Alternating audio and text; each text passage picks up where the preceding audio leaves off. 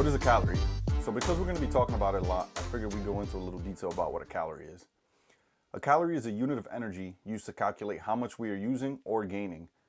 Calories can be thought of as energy, and energy cannot be created, it can simply be transferred. One nutritional calorie has enough energy to raise the temperature of 1 kilogram of water by 1 degree Celsius. So if you burn 3,500 calories collectively throughout the week, then you've lost yourself 1 entire pound. Now, of course, that's a simplistic way to look at it, but the principle remains the same.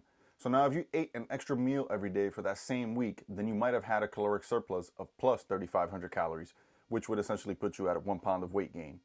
So we can use calories as a gauge or a measurement of our goals. The nutrition facts on all foods are just a rough estimate, so let's be cautious and mindful of this when integrating into it and doing a do-it-yourself meal plan. So macros, as we just spoke about it in the previous video, are uniquely different for every individual. A 6'2" male would need substantially more calories than a 5'6" female just to maintain his weight. So don't think that this is a one-size-fits-all approach. If there's anything that I want you to take away from all of this, is the following. Carbohydrates are 4 calories per gram. Proteins are 4 calories per gram.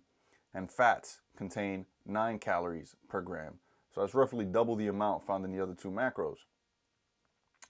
The next thing is going to be simple carbs versus complex carbs. So we're going to go into a great amount of detail in our previous video. So I'm just going to briefly describe what these are.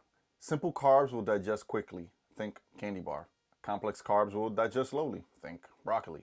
Cool. All right. So now you know what calories are, what the calories mean on your food labels. So let's move on to the next video.